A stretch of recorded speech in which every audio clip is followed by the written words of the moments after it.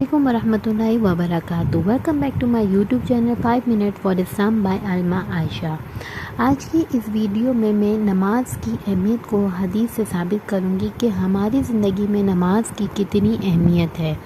تو جس نے ابھی تک ہمارے چینل کو سبسکرائب نہیں کیا سبسکرائب کریں اور بیل آئیکن کو دبانا نہ بھولیں تاکہ کوئی بھی اپڈیٹ ہو وہ آپ سے مس نہ ہو سکے، کوئی بھی ویڈیو آپ سے مس نہ ہو سکے.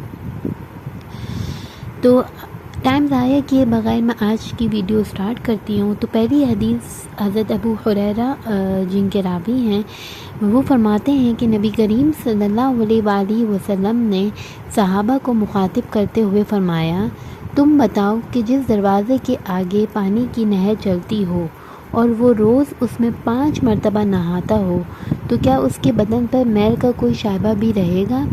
تو صحابہ کرام نے عرض کیا کہ نہیں، میل بالکل باقی نہیں رہے گی.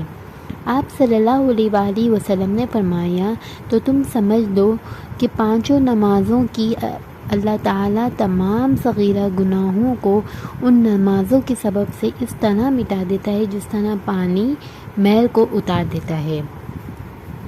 اسی طرح ایک اور حدیث ہے مسلم کی، حضرت ابو ہریرہ جن کے راوی ہیں وہ فرماتے ہیں کہ نبی کریم صلی اللہ علیہ وآلہ وسلم نے فرمایا، اگر کوئی شخص گناہ کبیرہ سے بچتا رہے تو 5 نمازیں اور جمعے سے جمعے تک اور رمضان سے رمضان تک اس کے گناہوں کو مٹا دیتے ہیں جو ان کے درمیان ہوئے ہوں.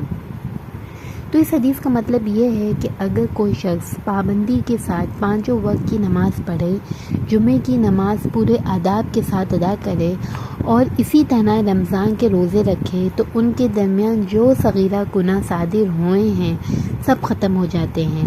لیکن کبیرہ گناہ اسی وقت بخشے جاتے ہیں کہ جب انسان اس سے توبہ کرے اور سچی توبہ کرے. اگر خدا چاہے تو وہ کبیرہ گناہ بھی ان سے معاف فرما سکتا ہے.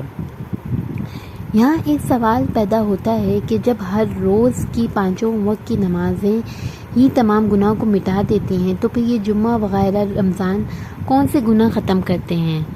تو لہذا اس سوال کو دور کرنے کے لیے ملا علی قاری رحمۃ اللہ فرماتے ہیں کہ ان سب میں گناہوں کو مٹانے اور ختم کرنے کی صلاحیت ہے.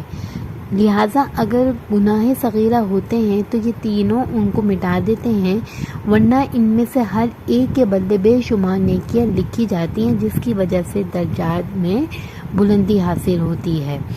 وہ کیا؟ یعنی جمعہ اور رمضان وغیرہ.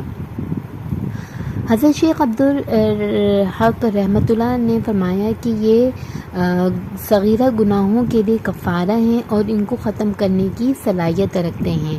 اگر ان میں سے کوئی ایک کسی گناہ کے لیے کفارہ بن سکے تو دوسرا کفارہ ہو جاتا ہے.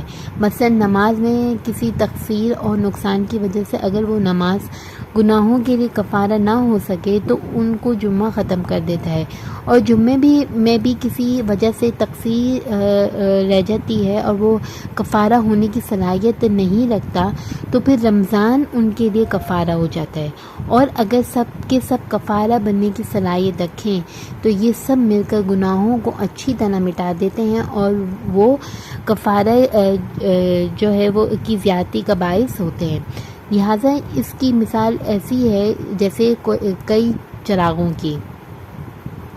اگر کسی مکان میں ایک چراغ ہوگا تو اندھیرا تو ختم ہو جائے گا مگر روشنی کم ہوگی، اور اگر چراغ زیادہ ہوں گے تو نور اور روشنی میں اسی حیثیت سے زیادتی ہوگی. تو بالکل اسی طرح جو ہے وہ نماز جو ہے وہ انسانوں کے گناہوں کو تو مٹا دیتی ہے، لیکن جمعہ اور رمضان جو ہے اگر یہ بھی انسان ادا کرے گا تو روشنی جس طرح جو ہے وہ بہت سارے چراغ جلتے تو روشنی زیادہ ہو جاتی ہے، تو اسی طرح انسان کے گناہ ختم ہوتے جائیں